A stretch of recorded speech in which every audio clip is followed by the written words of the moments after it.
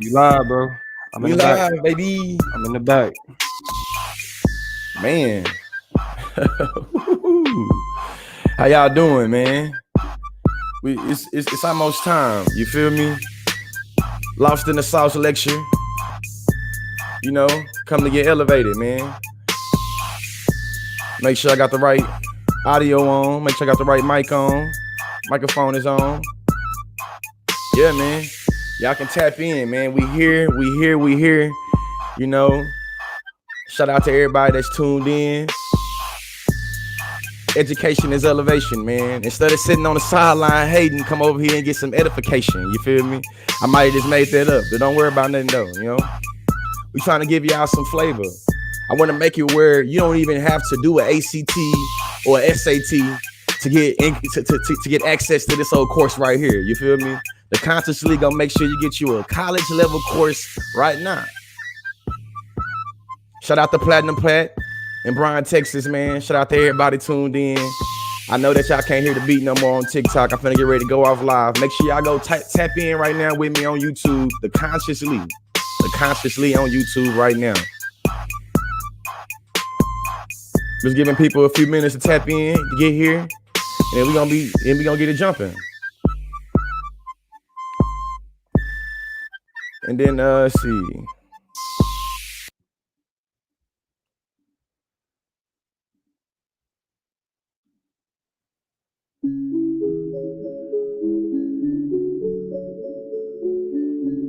I don't know who that is, but you know, yeah. Hey, it's how we doing. It's how we coming. I might freestyle while y'all coming in, but I ain't no rapper though. Shout out to my rapper friends. Hey, y'all say y'all tapped in. It's Consciously, and we about to get it in. Yeah. Shout out to my twin. I was the only boy growing up. We about to get it in. Hey. They say that it costs to be the boss. Shout out to y'all that stopped on stupid lost in the sauce. Damn, got off beat. Get on beat. Yeah. Fanta, I ain't even tripping because they just caught me the manna. Shout out to Musa, last name Mansa. Most richest man in the world. Yeah, damn son. Get them bands, son. Man, done. Damn. Hey, shout out to Toya G too, man. Shout out to Toya G. You know what I'm saying? Yeah, everybody just tapping in, man. Y'all go to YouTube. Consciously on YouTube. I'm hopping off right now. And you know. My name, his name is Jordan. Don't worry about it. I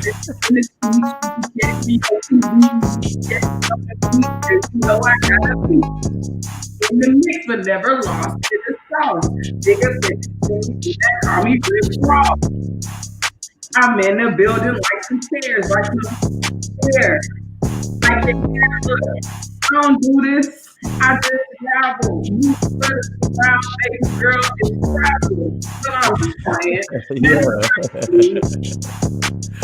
Hey, I'm done, y'all, man. It's been a man. It's up there, man. It's up there, man. Shout out to everybody that's tuned in. We about to get ready to jump into this lecture, man. Without further ado, I'm gonna shut up. I'm gonna let my, you know what I'm saying, my OG introduce me, and then we're gonna get right into it. I'm gonna transition and transform real quick. I started off, you know, with y'all vibing and rocking to the freestyling, but at this moment, I want to transition into being a host for this exchange. As it says at the bottom of my little box, my name is Toya Green. I am the director of debate and a professor in human communication at California State University at Fullerton.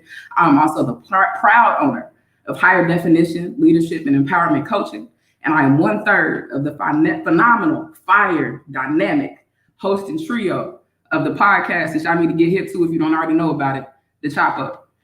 Tonight, I am so excited to be your moderator / host for the evening for the Lost in the Sauce lecture series, the introduction part 1, where we will be exploring prejudices and biases and ultimately uncovering the truth about the unconscious consciousness of racism.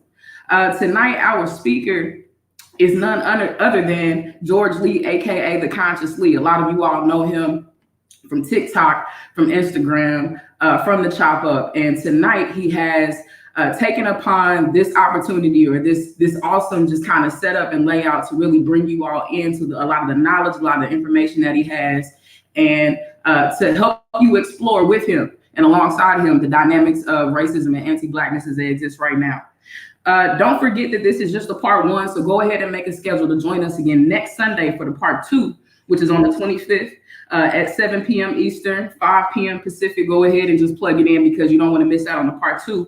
And we are just going to explore so that you don't get lost in the sauce. Now, real quick, I want to let you all know a little bit about George Lee, just in case you've only been getting snippets here or there, whatever. I want to let you know a little bit about our speaker and our lecturer for this evening. George Lee is born and raised in Bryan, Texas. Bryan College Station, Texas, definitely proudly represents the state of Texas in there. But after high school, made the transition up to Oklahoma, where he was a student at the University of Oklahoma. He is known far and wide, not only for his educational prowess and really going up there and knocking down the academic part of that process, but he is known and recognized as one of the top 10 policy debaters of the decade, really taking an opportunity to co-curricularly approach competitive intercollegiate policy debating against top teams from Harvard University, Wake Forest University, University of Southern California, Cal Berkeley, you name a university. It's not like sports where it's divisions. If you wanted to eat, you had to go through them, and George Lee has been recognized as one of the top 10 in the last decade to do so. Outside of that and through that, he has made a lot of strides in academia. He has a degree. And drop your degrees real quick. Drop your master's. I got an undergraduate degree in African American studies. I have a master's degree in human relations. I have a master's degree in adult and higher education. Education is elevation, baby. All day long. And with that education, George has now found himself as the debate coordinator, which is just a fancy title for the director of debate. He runs the entire show at the University of Oklahoma Debate, as well as teaching 9th and 10th grade English on the high school level at a high school out in Oklahoma City. And lastly, he's a professor in human development and social work, and is doing dynamic work here and really trailblazing as a young lecturer, a young professor, and a young academic in the field of social studies and social entrepreneurship. So I don't want to sit on it too long. I'll give you a quick itinerary now that we have talked about and given the introduction and giving you a lens into who George is. I'm gonna slide to the side and let him knock out the lecture, and then at the end we're gonna have some Q&A. So I'll facilitate some of that traffic and some of that conversation so we can have a one-on-one with the Conscious Lee. Without further ado, y'all go ahead and tap in. If y'all got some emojis, drop a crown, drop an applause, show some love, drop some hearts, say what's up. Yeah, go and subscribe right now. Yeah, subscribe, and we'll tell y'all where to find him at the end of the show. But go ahead and prepare yourself for the Conscious Lee, George Lee. Yeah, man. Shout out to everybody tuned in. I'm gonna start this off with a quote. You feel me? We know right now we living in an age where everybody wanting to be woke, or everybody saying that they, have some type of consciousness. And I'm just gonna give y'all, a little quote that brought me into this consciousness. You know what I'm saying? Huey P. Newton said that power is the ability to define the phenomenon and make it act in a desired manner. I'm gonna repeat that. Huey P. Newton said that power is the ability to define the phenomenon and make it act in a desired manner. Ladies, gentlemen, gender non-conforming people, gender fluid people, everybody that's tuned in. Today we're gonna be defining the phenomenon of the unconscious consciousness of racism, and how a lot of people be stuck on stupid, lost in the sauce. You know what I'm saying? You can hit the next slide. Just a disclaimer. I know that this is probably why a lot of y'all are here, but I have a bit of a different teaching style, or a different presentation style when it comes to doing these workshops, when it comes to doing these teaching. I like to use 2 teaching methods that I think that is very, very important that I come out with and it's going on and say it with. The first tool that I use in terms of teaching is what I call purposeful provocativeness. I am very aware that to some people I come off as being a little bit provocative. However, I'm gonna let you know that there is purpose to the provocativeness, and just rock with me. You know what I'm saying? I think that transparency is key. And if I'm transparent with y'all be transparent with me. The second tool that I'm going to be using, you feel me? I know that sometimes it's going to be coming off like there's some madness within, what I'm doing. But trust me, there's a method to the madness. You feel me? There's some purpose to the provocativeness. And when it comes to kind of us exploring how people are lost in the sauce within race and racism, just make sure you keep these 2 things in mind. There's a method to the madness, and there's some purposeness to the provocativeness. So with that being said, man, we're going to get into this preamble. You feel me? Y'all know that I'm an educator. You know, I have a degree in adult and higher education. What I know in terms of education is that that's where I was able to unlock my brilliance. You feel me? And I know a lot of people sometimes don't have a value for emotional intelligence, and you might only value the emotional quotient. With that being said, shout out to Megan Bowler. Megan Bowler is a professor of education at Toronto University. She says the first sign of a successful pedagogy of discomfort is quite simply the ability to recognize what it is that one doesn't want to know and how one has developed emotional investments to protect oneself from this knowing. What we know in terms of what we're about to get into, y'all, I'm gonna be straightforward with you.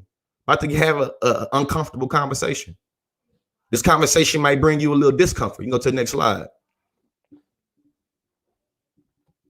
In having discomfort, to be clear that we're going to be exploring the unconscious consciousness. Ideally, Bowler says that the pedagogy of discomfort would expose students that what she calls to be inscribed habits of inattention, or the willingness to dwell in beliefs inherited non-critically. When I talk about the unconscious consciousness, I'm talking specifically about how we have inscribed habits of unintention, or ways that we dwell on beliefs that we kind of think about, that we inherit, that we don't think about very critically. You know what I'm saying? Next slide. Specifically, when I say unconscious consciousness, every time I say that throughout this workshop, every time I say that throughout this lecture series, I'm talking specifically about the implicit and explicit ways that we affirm our epistemologies knowingly and unknowingly. Now, like I told y'all, I want to make it where I'm giving y'all a college level course without you having to, and I step on that college classroom. So I recognize that I might be using a word that might be not a part of y'all everyday language. You feel me? When I say epistemology, I'm talking specifically about your knowledge production. I'm talking specifically about how you know what you know when you come to know it. For instance, if I said that Christopher Columbus sailed the ocean blue in 1492, that comes from a particular epistemology. You know what I'm saying? If I said that everybody's supposed to be straight, that comes from a particular epistemology. You know what I mean? When I say epistemologies, I'm talking literally about how we come to know what we know. So unconscious consciousness is the implicit, explicit ways we affirm our epistemologies knowingly and unknowingly. Because when you lost in the sauce and you kind of stuck on stupid, you're doing it unknowingly and knowingly. Next slide. Context is key. For y'all that watch my TikTok videos, if you for y'all that watch my YouTube videos, y'all always know that I love to give context. And having an understanding of the unconscious consciousness of racism, I believe it is very important to always think about how race not only permeates skin color, complexion, but how race and racism also permeates language. You feel me? So when I say lost in the sauce, according to the Urban Dictionary, lost in the sauce is a terminology that I got personally from Sauce Walker out there. You know what I'm saying? Shout out to everybody in H-Town. You feel me? But when I say lost in the sauce, according to the Urban Dictionary, it's an existential state of uncertainty defined by the transcendent, even blissful confusion. Lost in the sauce. Lost in the sauce. When I say lost in the sauce, this is what I'm talking about. Uncertainty, defined by transcendent. And they say ignorance is bliss, right? Lost in the sauce have even a blissful confusion. Next slide.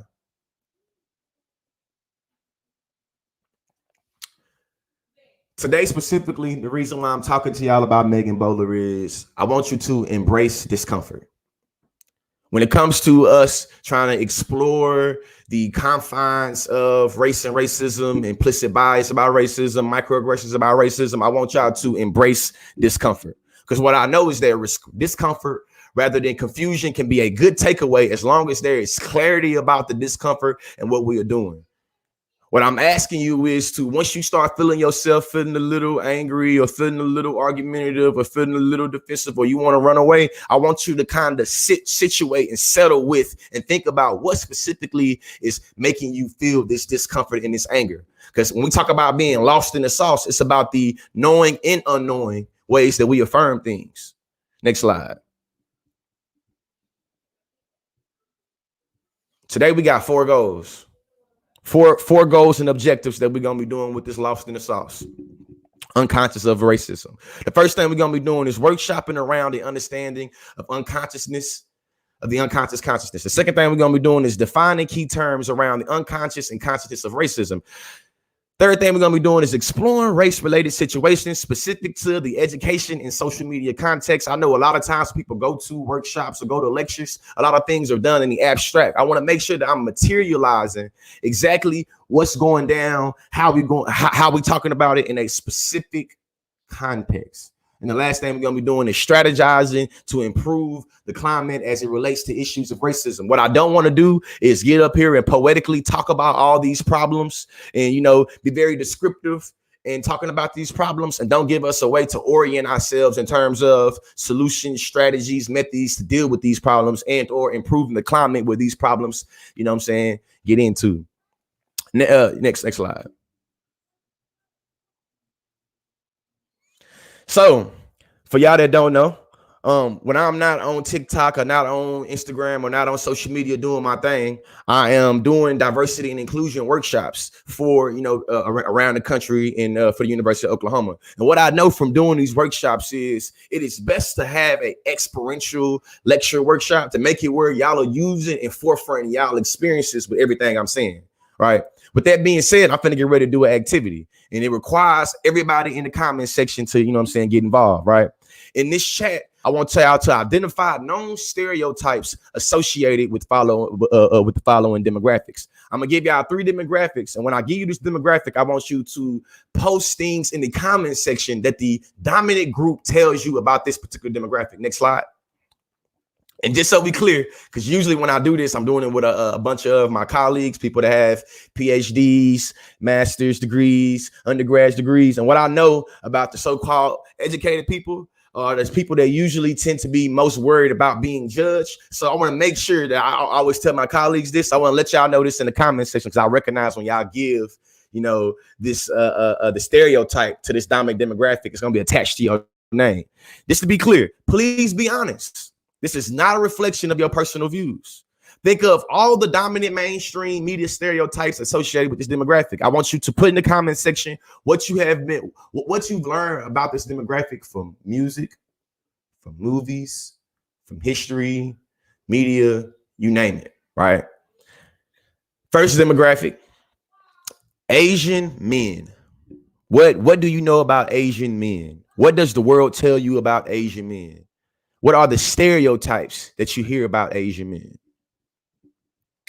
Don't be shy, y'all. Don't be shy. Comment section, where you at?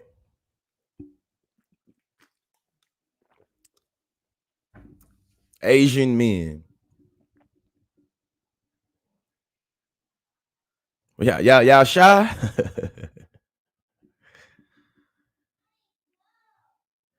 Where you at, Jalen? Peggy? Chris? Smart. Okay, we say we got now we gotta say, I see small anatomy. Shout out to Rhonda for that comment. Appreciate that.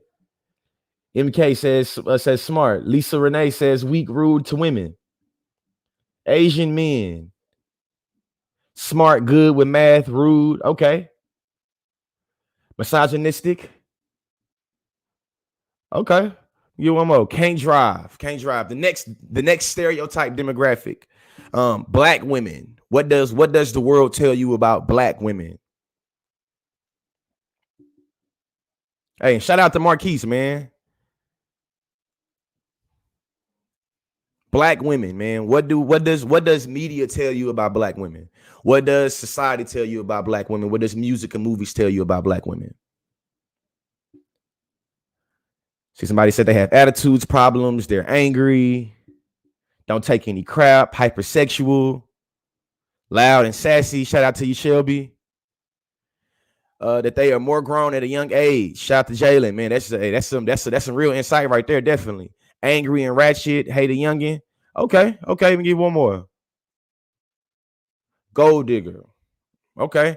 The last stereotype demographic, white men. What does music, movies, history, society tell you about white men? White men.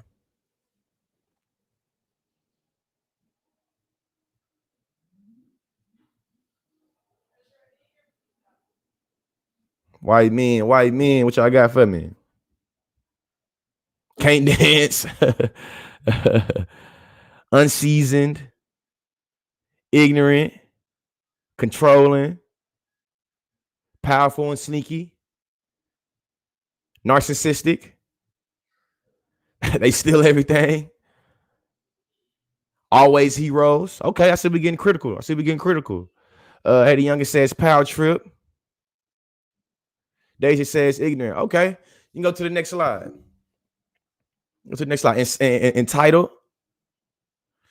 What we know about unpacking stereotypes is that these stereotypes, they come from somewhere. You feel me? They don't just fall out the sky. You know what I'm saying? They don't just come from the ground. They come from things and places and people. While there may be some truth to some stereotypes, they always become exaggerated because they usually are uncontextualized exaggerations.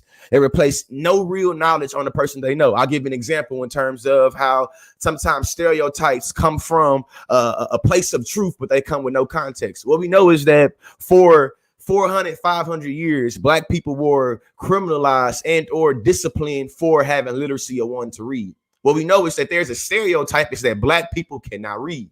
What we know in terms of the historical context is that we have to unpack, you feel me, where this idea or where this sentiment of Black folks not being able to read comes from. So when I talk about it being dangerous because it's usually uncontextualized or exaggeration, I'm talking specifically about how different tropes or different, ideas that different people have in terms of stereotypes, how they get put on them. What we know is that if we don't have no real context for how we engage with other demographics, it'll make it where it'll fill in. It always makes me think about when one time I was doing this particular workshop and I was doing it with some colleagues at the University of Oklahoma.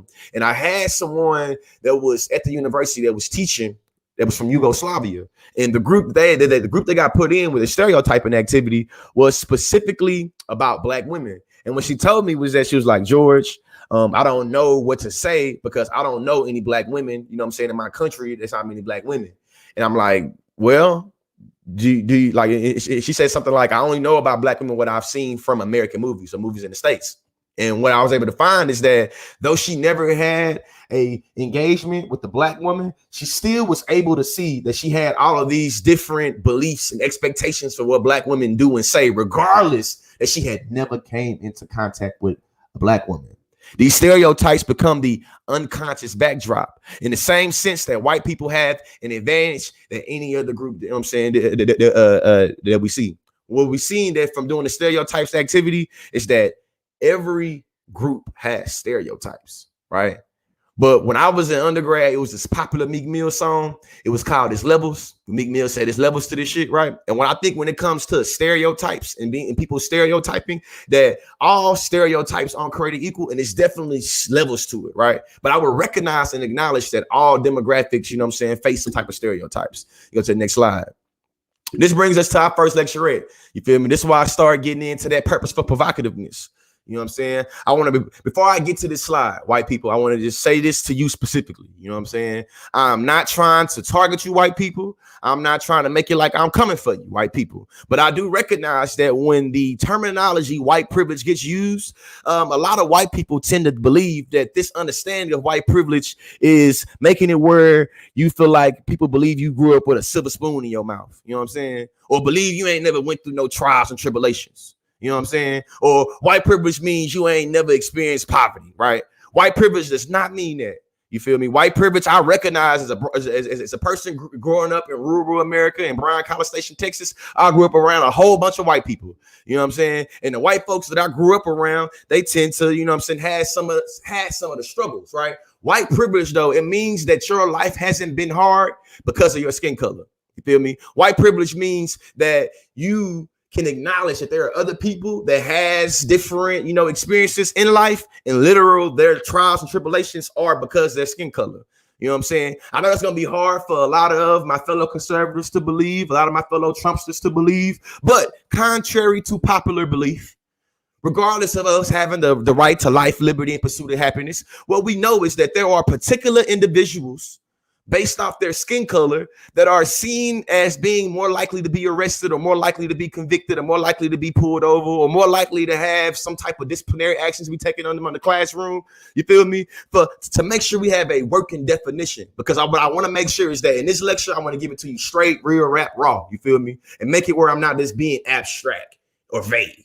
So when I say white privilege, I'm talking specifically about the level of societal privilege or societal advantage that comes from being seen as the norm, automatically conferred irrespective of the wealth, gender, or other factors. What this means, white women, white LGBTQ people, white disabled people, I recognize that in terms of intersectionality, you might have some ways, and I ain't gonna say might, I ain't gonna trivialize you. There are ways in which you find that parts of your identity make it where you see trials and tribulations, right? I recognize that white people can go through classism, white people can face ableism, white people can, you know what I'm saying, face classism. But when it comes to this old white privilege thing, when it comes to the unconscious consciousness of racism,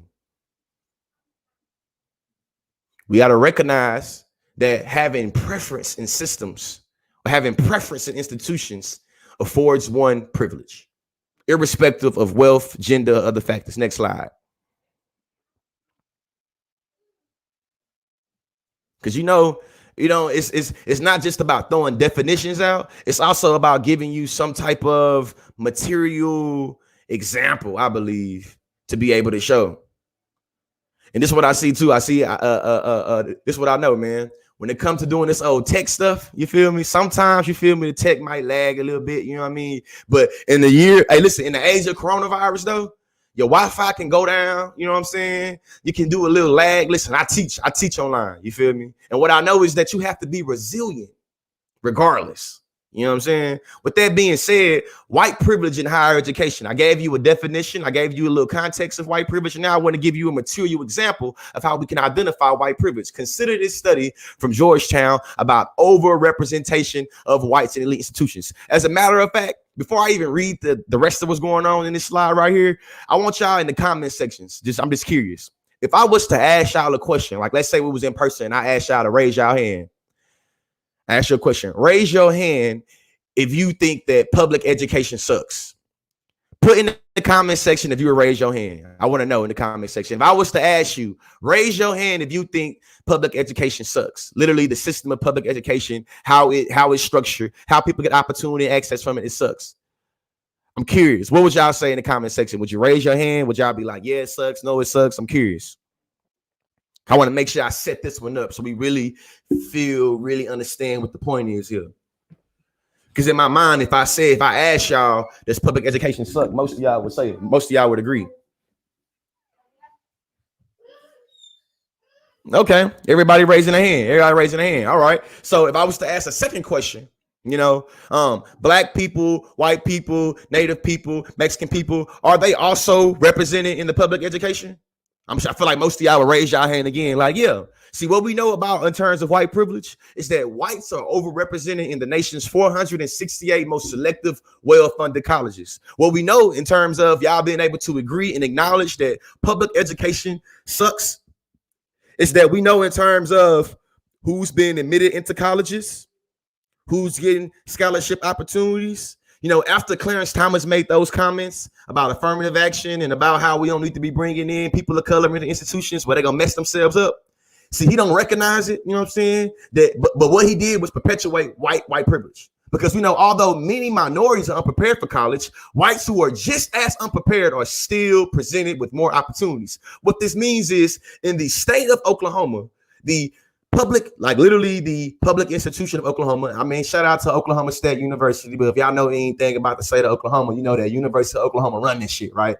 What we know, though, in terms of who gets to get admitted into the University of Oklahoma, that when we think about communities like the north side of Tulsa or the east side of Oklahoma City, we see that the public school system lacking gets prescribed or inscribed on to the students of color's body that comes from east side of Oklahoma City and north side of Tulsa. But the white students that come from like Enid, Oklahoma, or come from small town Oklahoma, they're not stigmatized or pathologized for coming from a school system, right? See, Toya mentioned that I have, you know what I'm saying, I have a debate background. See, it's a word that we use in debate. You feel me? That I learned in debate. The difference between transcendence and facticity. See, transcendence is what is. You know what I'm saying? And facticity is what is known to be. You know what I'm saying? In this instance, we see that Clarence Thomas was operating in a factious state about black people and saying that it is known that these mofos or these Negroes are not prepared. Therefore, they would not be able to be successful at an institution of higher education. But we see that transcendence, literally what is known to be, gets seen to white people, where it's like, hey, listen, if you're a white student and you come from a horrible rural town, or you're a white student that come from the segregated area of your inner city, we ain't gonna hold this against you. You know what I'm saying? This is how I think about it. This is the last thing I say on facticity and transcendence, is that I'm a 6'2" African American with dreadlocks that teach at a major D1 university with a powerhouse football program. And though I've been in the university for 10 years, and though, you know what, if I was soaking wet, I probably would be 175 then, maybe. But you know, it's something about my old black skin and the factious state of being black at that campus that makes it where, though I'm a national championship winning debate coach and a professor, it is still known that people will ask me what position I play, ask me what sport I play for.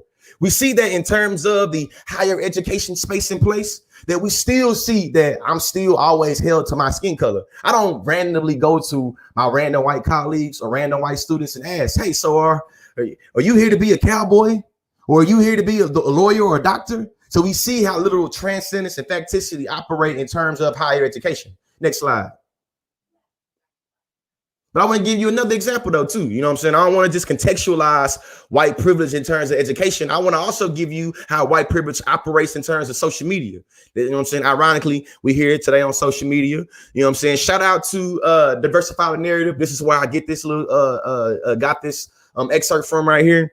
What we know is that although TikTok does not purposely make it difficult for black creators like myself to be on the For You page, we know that the algorithm and the users can. Right. When it comes to white privilege, and I'm sorry, I got to squint my eyes a little bit. This will remind me that, you know what I'm saying, I'm about to look at the screen real ugly to squint my eyes. So I'm going to remind myself tomorrow, for Monday, for me to set me up an eye doctor. You hear me, wife? You hear me, baby? My wife can hear me in the background. So maybe I'll do this. I'm going to squint. But listen, we know that at best, by being the racial majority in the U.S., white users on TikTok would most likely see more videos of white people on their feed than black folks. This is because racial bias are embedded in the society to make people more likely to engage with who they look like and act similar to them. What I want to also recognize is that in a system of white supremacy, us people of color, especially us black folks, we cannot afford to always already attract to people that look like us. As a survival tactic and survival strategy, we are always already forced to engage with white people. You feel me? I do not get to get none of my degrees at the University of Oklahoma if I do not have and learn how to engage with white people. When I talk about white privilege, I'm talking about the literal advantage in not having to learn how to engage with people from other social locations. You know what I'm saying? Shout out to John Dawson. I had to kick his ass a few days ago on some YouTube shit. And what I was able to point out to him is, in terms of education, it's a reason why white European history is a part of the curriculum, the main curriculum, and black history or native history is a part of the elective. What this means is that, shit, in order for me to go to the next grade, I have to know about what the Europeans did in America. I don't have to know about what Native people was doing in, you know what I'm saying, in 1776. I ain't got to know what black folks was doing in 1776. But by golly, if I don't know what them white colonists was doing in 1776, my black ass will not be going to the next grade. And guess what, y'all? All across the country right now, as I speak, from 6th grade to 12th grade, from California all the way to Maine, they are learning about right now what white European settlers did in America. And we were taught that that's the way the American thing is. And you know what? As a black student, I always remember I had to wait in class for us to get to goddamn the Civil War or civil rights movements to finally start thinking about blackness and black people in that classroom. Next slide.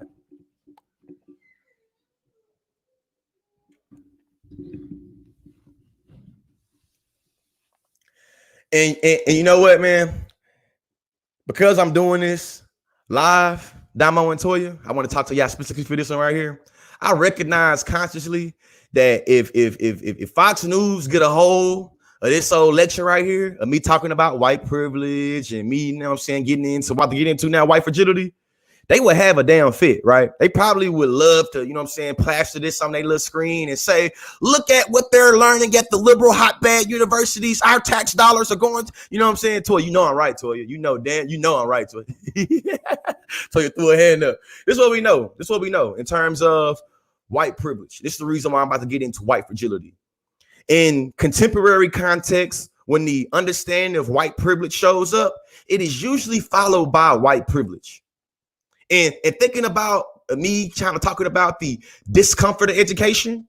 See, when I was in debate, I learned something called the comfort zone of whiteness, right? And I think that Robin DiAngelo, the author of this book, White Fragility, taps into the comfort zone of whiteness, especially when it comes to white fragility. It says that white people in North America live in social environment that protects and insulates them from race-based stress. This insulated environment of racial protection builds white expectations for racial comfort while at the same time lowering the ability to tolerate racial stress. Think about that. A social environment that protects and insulates them from race-based stress. This make you think about shit like reverse racism. You know what I'm saying? Like, oh my God, they have black history. They have black entertainment television. They have black, students, black student committees. But imagine if we had a white history month. Imagine if this is literally how we see people get lost in the sauce of racial illiteracy. And when I say racial illiteracy, I'm talking about literal literacy. You know, literacy is defined as your ability to write or to read. So shit, when I say racial illiteracy, that's literally talking about your lack of. You know what I'm saying? Of being able to write and read situations, right? And what we know about this, you feel me, protected, insulated stress is that privilege really breeds ignorance. You feel me? Like me being a heterosexual man, it breeds me ignorance and literally having the privilege to ignore and not knowing and literally choosing not to know shit about, you know what I'm saying, misogyny or shit about like heteronormativity, right? So when it comes to white privilege, you recognize that white people also get to enjoy a protected, insulated environment where they ain't got to worry about or think about what it means for them to be white. As a matter of fact, the activity of debate showed me that most white people don't even see themselves as racialized beings because the default or the norm, that's them. And it builds white expectations for racial comfort while at the same time lowering the ability. And this is why I brought up Fox News. In my opinion, Fox News, and I'm saying opinion, you feel me? They say, my grandpa used to always say opinions like assholes. Everybody got one and they usually stink. So this opinion might stink, you feel me? But in my opinion, Fox News is structured by white fragility. Next slide. When I say structured by white fragility, I'm going to give you the definition and understanding what white fragility is. White fragility is the state in which even a minimum amount of racial stress becomes intolerable, triggering a range of defensive moves. These moves include the outward display of emotions. Does this sound familiar, y'all? Such as fear, guilt, behaviors such as argumentation, silence, and even leaving stress-induced situations. You feel me? Y'all know that Karen, that's like the new moniker, you feel me? The new trendy thing, you know what I'm saying? I think that when people talk about the idea of Karen, or you know what I'm saying, literally provoke the idea, or I'm gonna use here, evoke the understanding of Karen, in my opinion, what y'all doing is y'all are illustrating white fragility. You know what I'm saying? The trendy new understandings of Karen is literally the illustration of white fragility. Next slide. Hey, make sure y'all subscribe. Make sure y'all subscribe to the channel, man. To understand racial identity formation, we must understand and appreciate the way that white has discursively been represented as the polar opposite of black. I remember y'all in understanding how we get lost in the sauce of race and racism. We got to really be critical about the unconscious and consciousness of race and racism. And I told y'all that race and racism permeates more than skin color. It also permeates language. That's the reason why a lot of folks like to talk shit about how I speak in my comment section, talking about, oh, he don't talk like he this or this, that, because I use the language of my nurturer. Shout out to Dr. Yancey. I use the language of my nurturer, and you've been conditioned to see that as discursively being something that's unintelligent, or something that's apolitical, or something that is not worthy. And when I say, you feel me, I know what I'm saying, I throw a word that got 4 or 5 syllables in it, you don't know what the hell to do, right? We know that in terms of discursive in terms of language, we need to appreciate the ways that white is discursively represented as the polar opposite of black, a reflection of Western tendency to privilege one concept of the binary in opposition to the other. Darkness, lightness, angel, devil, black, white, up, down, straight, gay, disabled, able, it's literally created these dualisms or these binaries. It's reproduced itself on the establishment of racial and ethnic categories. Next slide. And shout out to Jen Concholi. I feel like I said that name wrong. That's one of the people I used to read and debate. You know what I'm saying? I'm trying to give y'all some portable skills. You feel me? For the people that's watching this right now, the reason why I use the terms that I use, not only in this lecture, but anytime you see me on your screen, is I'm trying to increase you know what I'm saying, your vocabulary, right?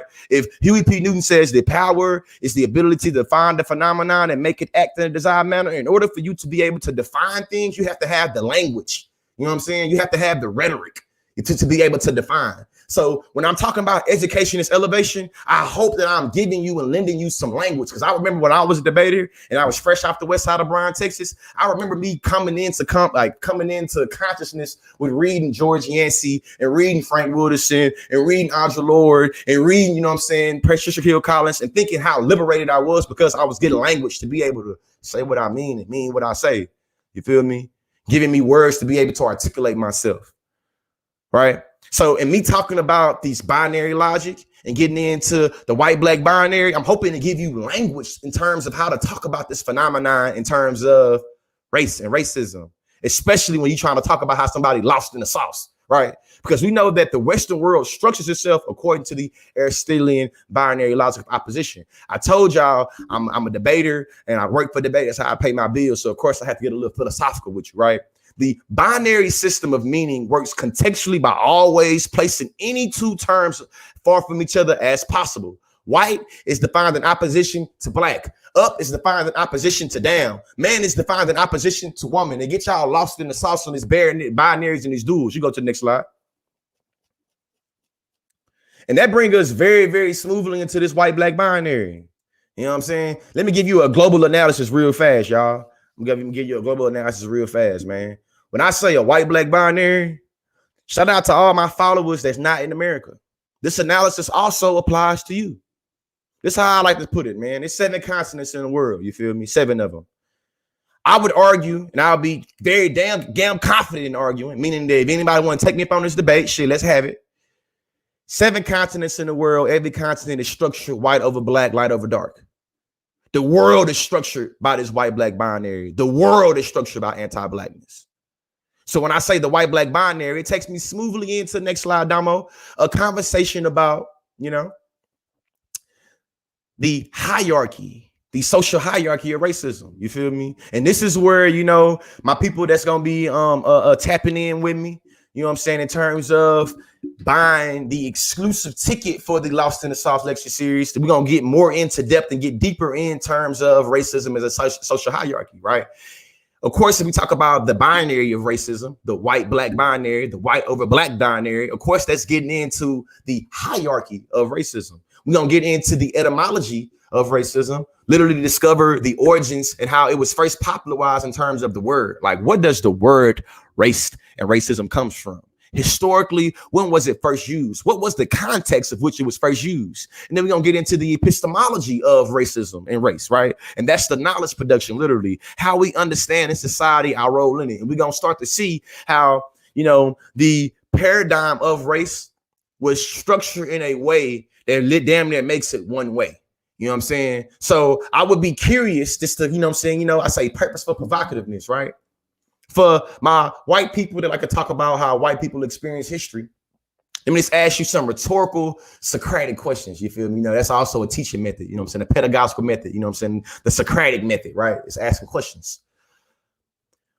What is the history of racism towards white people? What is the political implications of racism against white people? What is the social ramifications of racism against white people? When you You know what I'm saying? When I send that link out, georgeleespeaks.com, and y'all tap in and y'all decide that y'all want to, you know, come into that lecture, this is what we're going to be getting deep into about. And the last time we're going to get into the practice, the material impact of racism and the real danger it poses to Black life, not only Black life, you know, I keep it intersectional, baby.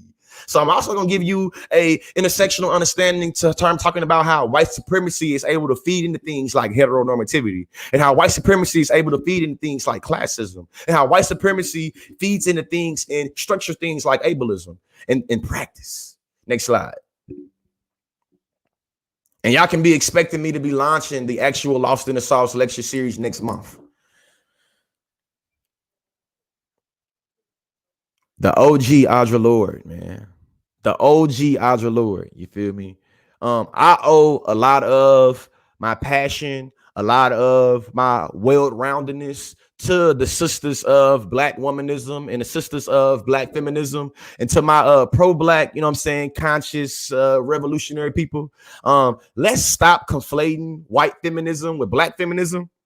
Like, just as somebody that spent a little time in doing the studies, right? Black feminism was made as a response and a critique to white feminism, right? Like literally some of the pioneers of Black feminism, shout out, may she rest in peace. Ida B. Wells makes literal analysis about how patriarchy also displaces Black men. You know what I'm saying? She literally has a book about the anti-lynching campaigns and talks about how white women are able to mobilize, you feel me, their position in white supremacy to make it where they're able to wage sexual violence against Black men. This was a Black woman, one of the pioneers of Black feminism, that's making this criticism, making this critique. You know what I'm saying? So just making sure that we're able to, if we say we revolutionaries and we activists and we want to, you know what I'm saying, all like the pro-Black, we want to give praise to Black women, we cannot shit on the literature base of Black feminism because you think it's some white shit. You feel me? You got to recognize the blood, sweat, and tears that Black women have put in that whole study to make it where you get people like me. And check this out too. I'm a debater. So if anybody wants to smoke on that shit too, holler at me. Next slide. Oh, actually, not next slide. Thinking of Audre Lorde, actually. She said there's no such thing as a single issue struggle because we do not live single issue lives. I'm going to repeat that. There is no such thing as a single issue struggle because we do not live single issue lives. When you think about the story of George Floyd, or you think about the story of Trayvon Martin, their masculinity is very important to how their Blackness is being seen. You know what I'm saying? When we think about, you know, Tony McDade, the transness and the Blackness is coming together to make it where we have to, you know what I'm saying? We don't live single issue lives. I am a heterosexual, cisgender, you know what I'm saying? I grew up lower class, but I'm starting to get in the middle class now. I'm experiencing, I guess, a little mobility, you feel me? But I just want to make sure the intersectionality is something we get. Next slide. Because you know that in terms of exploring intersectionality, before I read that right here, I want to give a visual. I recognize that intersectionality is an academic term. I'm going to get to where the academic term comes from, but I want to give you a visual of what I say when I say intersectionality. Y'all see the graphic that has the figure in the middle of the road, right? They are literally at the intersections of a road. You see one side has a Black Lives Matter flag. The other side has a LGBTQ flag. The other side has a feminist flag. That person in the middle represents an individual that lives at the intersections. They are Black, they are a woman, and they are not straight. You know what I'm saying? Let's say they trans. You feel me? That's a trans Black woman right there in the middle of that intersection. What this means is that when we think about the unconscious consciousness of racism, we have to be real and thinking about how different people experience what we are talking about. You know what I'm saying? Bringing me to my point. Being a non-white student on a predominantly white campus certainly doesn't guarantee that the student will develop mental illness issues. In terms of intersectionality, we have to also think about how different people that have different abilities are also impacted by race and racism. You know what I'm saying? Shout out to Def Bay. She's somebody that I started following on TikTok. I've been able to gain a lot of insight, I feel like, from the things that she talks about. You know what I'm saying? Or I guess it's ableist language because she's the things that she describes, you feel me? I don't know how to, you know what I'm saying? The things that she gets into, it gives me insight to what it means to be a deaf Black woman and and being a content curator, you know what I'm saying? And it made me think differently in terms of how I understand racism, and when I'm giving my analysis of racism, how I'm able to account for people in the disabled community, you know what I'm saying? So that various studies suggest that perceived or actual discrimination can make it hard for students of color to engage in their campus. Mental health is wealth. Mental health is wealth. A lot of folks talk about getting that bag, but you can't get that bag if your mind ain't right. You can't get your wealth right if your mental health ain't right.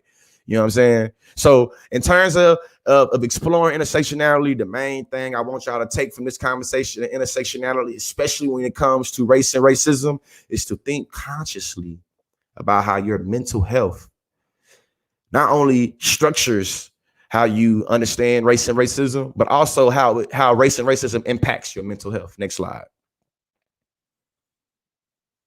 Intersectionality, man. It comes from this sister here, a professor of law at UCLA. She's one of the pioneers in Black feminism. Intersectionality is a lens through which we can see where power comes and collides. Y'all see my fingers?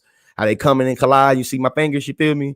This is literal to me, the illustration of what I mean by intersectionality. It's where power comes and collides. It's where it interlocks, intersects. It's not simply that there's a race problem here, or there's a gender problem there, or there's a class or LGBTQ problem there. Many times that framework erases what happens to people who are subject to all these things. With that being said, Marcellus Wiley, OG Marcellus Wiley, OG Kareem Abdul-Jabbar, I'm still waiting on y'all to give me my response to y'all engaging in your class reductionism because your analysis lack intersectionality. I know y'all want to believe that being Black is synonymous with being poor, but that glosses over how poor white communities and poor Black communities are not policed the same, meaning there is something unique to how poor Black people are criminalized. You feel me? OG Marcellus Wiley, OG Kareem Abdul-Jabbar, I would like to have a respectful conversation because I truly believe that education is elevation, and I think that you could be doing something potentially dangerous with the platforms you have and how you engage in class reductionism. Next slide. Of course, I would love to. Of course, what I would love, I look up to y'all, shout out to y'all, but y'all wrong though. You feel me? And I just want to be able to, as a young Black man, be able to tell you two older Black men, respectively, that you have a analysis that is kind of parasitic to the reality of Blackness. You feel me? But listen, man, because it's getting to the end, and I'm gonna get ready to get into the Q&A to where you get to get into. But listen, when people give workshops and people give lectures, I recognize it's usually some cookie cutter type shit. You feel me? You tell people treat others how you want to be treated. You know what I'm saying? You know what I mean? We're not getting into the elementary understandings of treating other people how you want to be treated in terms of methods and strategies, right? I knew that there's always people that tell me, consciously, you talk a lot about problems. What's the solution? What's the solution? Damn it, I think teaching is a solution.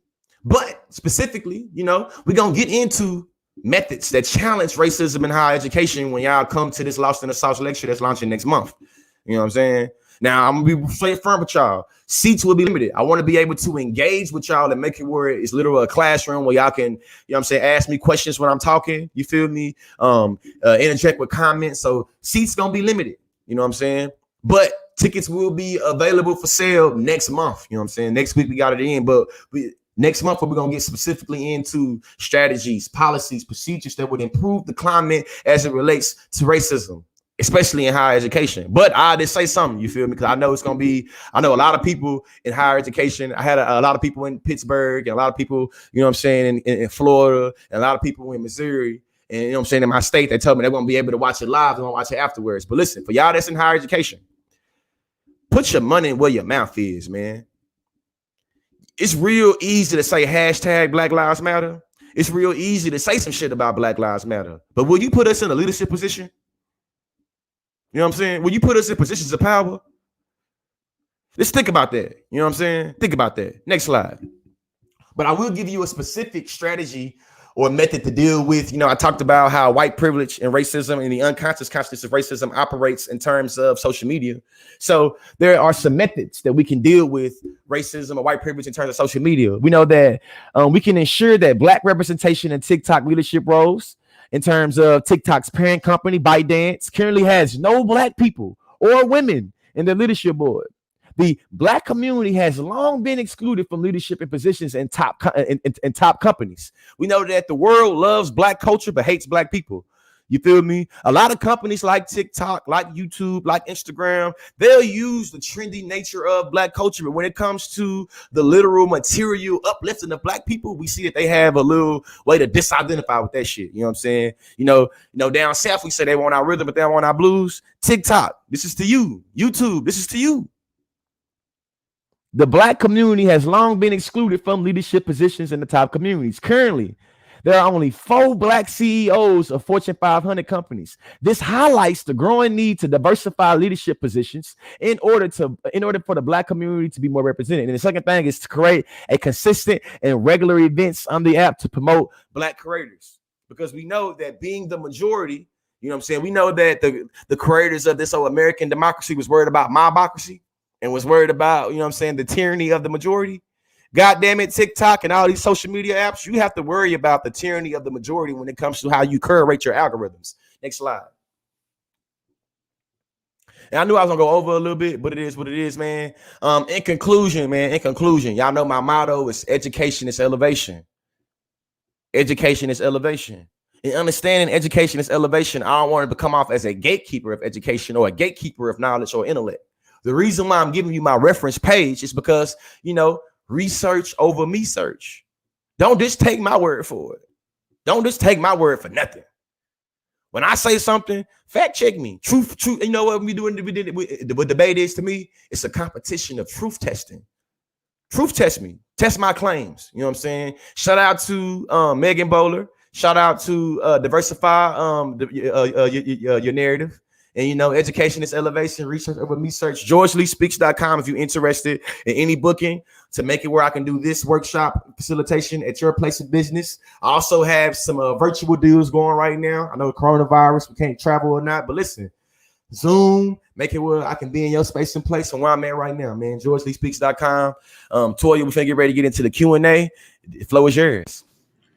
Definitely want to make sure that as you all give you all a second to generate some comments and questions if you have some for Consciously, and we'll go ahead and go through some of those before we drop out of this live. But before we do that, I want to make sure y'all have all of the access to Consciously. You know, the website is GeorgeLeeSpeaks.com. You can find him at The Consciously, and you all, you know, make sure you follow things across platforms so that you don't miss a beat. That is TikTok, YouTube, Facebook, Instagram, that's Twitter, active on all of those platforms. So don't, you never know, one thing is happening over here, not over there. Also, don't forget, this man has a Patreon. So don't miss out on Patreon if you want some even more exclusive content that George is coming out on a regular basis, even on Patreon. So if you want to support him in that way and make that support a little bit more material, but also get some special content, you can go ahead and subscribe or become a follower or a member or whatever the language is over there on Patreon. I'm gonna go ahead and plug us. You know, the clicker, right? Next slide. That wasn't me. That was the political plug. That was Damo. As I mentioned earlier, me, Damo, and George have a podcast called The Chop Up Show. Go ahead and follow The Chop Up Show real quick so that y'all can check us out and be in the mix with a lot of the conversations and discussions that we have. A lot of these things we take and round out and apply to contemporary social issues from a young Black millennial intersectional perspective. We get into a lot of the things that are happening around us in this world, and we don't want y'all to miss out. I'm still peeping out the comments, looking for some questions, comments, concerns. Yeah, man, Q&A, man. If there was anything I said, I know I was moving a little fast. I was want to engage with y'all, so we dropped a lot of language, or he dropped a lot of language tonight. The idea of epistemology, or how you come to know what it is that you know, how you come to that position in life where you have a confrontation with what you think is fact versus fiction. You also have this idea of white privilege, right? The idea that you can be poor and white, but you're not poor because you're white, right? There's a correlation, not a causation, right? It's correlative, not causal. That's the nature of the relationship between your white. and your position in the world, whereas Black people have an explanatory trajectory from Blackness to poverty, from Blackness to exclusion, right? So there's a little bit more of a patchwork there, and George did a great job breaking that down. We got into intersectionality and talked a lot about Kimberly Crenshaw's approach to really critical race theory and getting into what that means. I heard some bomb knowledge on Black feminism and Black womanism. It's a lot happening. So thank y'all. We got some questions finally coming in. Yeah, and we got that somebody asked Christine asked where does the podcast stream? The podcast stream every Monday. We're gonna make sure we live tomorrow. It's gonna be on YouTube and Facebook, the Chop Up Facebook and the Chop Up YouTube. But listen, if you don't catch it live, don't forget, of course, we're out there in podcast land, both on SoundCloud. On Apple Podcasts. We're on Spotify. We're on Blog Talk Radio. We are on Stitcher Radio. You can just Google us and find some Chop Up Show episodes. So go ahead, if you ain't never heard it, get started, get in there. You know, we're keeping it cool. We had a lot of stuff happening this last week. We professors this midterm season, so excuse us. But we back in the mix tomorrow, right? We're back in the mix tomorrow. We're going to be talking to y'all about some of the hottest topics that are happening around us today. So go check out the Chop Up Show. Chris says, what do you think about 45's contract with Black America in relationship to racism? I think that it creates a big, to me, it's a contradiction. To me, I feel like it's a conservative contradiction. Donald Trump has just unrolled a lot of legislation that impacts me and my job and how I get my hustle on in terms of diversity and inclusion, and especially what he's doing with like the 1619 project, and also just acknowledging all of the arguments that a lot of 45 supporters and 45 make in terms of affirmative action, in terms of things like that. So to me, it seems a bit contradictory on one end to say that systemic racism doesn't exist and we shouldn't talk about the beginning of America and then backdoor with a contract with Black America. I think that there's a tension, obviously, between those two. But in terms of just the contract of America, the contract of Black America, or, you know what I'm saying, I think that Ice Cube got some good intentions. You feel me? I think it's some great ideas. You know what I mean? And I think that if you go to Ice Cube's website, he has something that's very important, in my opinion. He says that this is a conversation starter. You feel me? It's not the end all be all. One of my criticisms is I thought that there should be more Black women and more Black LGBTQ voices on constructing a contract for Black America and making sure we're able to account for the unique ways and experiences that Ice Cube don't know about and I don't know about because we cisgender heterosexual Black men. You feel me? And thinking about the medical, political, social, economic implications for how a contract of Black America need to be made to account for those social locations. Chris's follow-up says, why Ice Cube? Chris, if you want to unpack that, I think that question is like, it could mean a lot of things. So what do you mean by why Ice Cube? We'll go back up to the question about Black feminism versus Black womanism. Jonna, if you, I think your name is pronounced Jonna. Go ahead and unpack that question a little bit more if you will in the comments.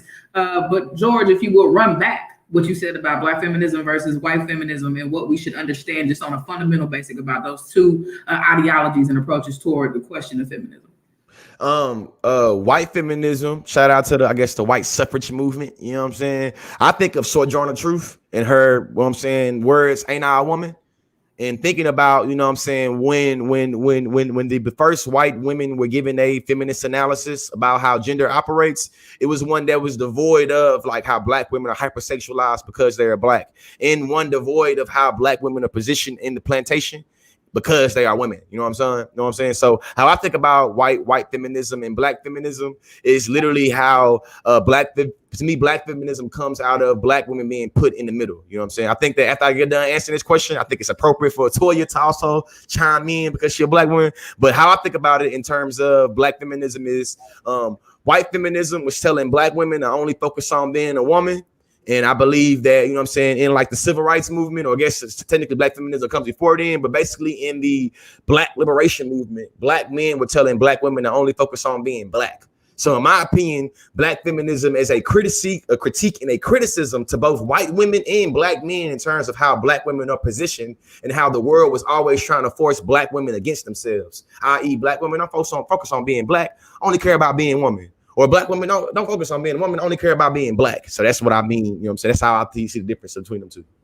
The only other thing I contribute to what George has said about white feminism versus black feminism is, please remember, black feminism is not white feminism with a twist. It's not white feminism it is literally black feminism and its orientation toward the question of womanness, toward being in that capacity. And what we know about that is in competition with white feminism, because it recognizes a lot of gaps, a lot of holes, and a lot of flaws in the way that we orient ourselves toward questions of the body, questions of men, right? How we question and orient ourselves toward family and familial units and reproduction and queerness. All of those disability, all of those things are wrapped up and tied up and tangled up in conversations of anti-blackness. And it gets into that, I'm sorry, not anti-blackness, but black womanism and black feminism, right? It gets into that stickiness of all of those things and how they intersect together. And white feminism does not do that. So recognize that, again, when you hear black feminism, don't be like, oh, that's just that feminism stuff. Stop, lean closer, get in a little bit deeper and unpack what's being said about black feminism and how it's being applied to the particular context at hand. Devontae says, how do you talk to your white friends and family about race in a manner where they are learning and not feel like you're coming at them in a negative way? Man, I got two answers, man. The first is trying to meet them where they at and maybe taking baby steps. But I want to make sure that in terms of the unconscious consciousness of racism, that you're not suturing, or you're not, you know what I'm saying, you're not paying too much to their comfort zone of whiteness. So a part of that is going to be inevitable of them feeling like they're being targeted, because privilege and power does not want to be identified. So inevitably, when power and privilege is being identified, it's going to always feel like it's being targeted or being came for. So I think it's more about I feel like it's more thinking about after they feel came for, after they feel like they being targeted and being came for in a negative way, how do you respond to that? And I think that I try to, you know what I'm saying, forefront my stuff with love and hope that you're able to see my love and my passion and see that I don't have no malice intent in teaching you what you're doing is wrong. You know what I'm saying? But I do recognize that inevitably it's going to be a little bit of that, you know what I'm saying, coming at them in a negative way. They're going to feel that inevitably, because that's how power and privilege is situated, structured that way. It ain't supposed to be identified. I want to go back to Chris's question real quick before we get to Jay, just so we can touch on this real quick. In the gauntlet of many Black people who are participating in these political dialogues, Chris wanted to know, were there other Black people who 45s could have worked with? So do you feel like there was somebody else who needed to be the person to stand up and build those relationships and bridges and really start to forward a Black agenda? I mean, no disrespect to Ice Cube at all. I just recognize there's people putting their blood, sweat, and tears in grassroots movement organizing and political advocacy. And I think that there are people that's doing that work. Tamika Mallory, you know what I'm saying? Gazi Kozo, goddamn. People at LBS, Leaders of a Beautiful Struggle in Baltimore. You know what I'm saying? I think that there's a lot of grassroots movement organizing going on in literally the city of DC. You feel me? I know that for me being on social media, there's a bunch of different organizations that I can kind of reach out to in Washington, D.C. right now. I think that if there was some genuine, sincere type of thing trying to be done, he would, you know what I'm saying? I feel like there would have been people already doing their work. But because Ice Cube has the influence that he has, I think that's what, you know what I'm saying? That's why Donald Trump reached out to him. That's the reason why, you know what I'm saying, Joe Biden reached out to Cardi B. They want people with influence. They don't really care about what they, you know what I'm saying? They want influence. So it's like, that's why I think they went out to them. Other questions? Jay, okay, Jay's question, off topic, but I got a question for Lee. How are we supposed to avoid the propaganda that comes with navigating social media when we need social media to stay informed on topics that aren't in the news? Man, I meant to say this when I got to the memefication, to my little meme.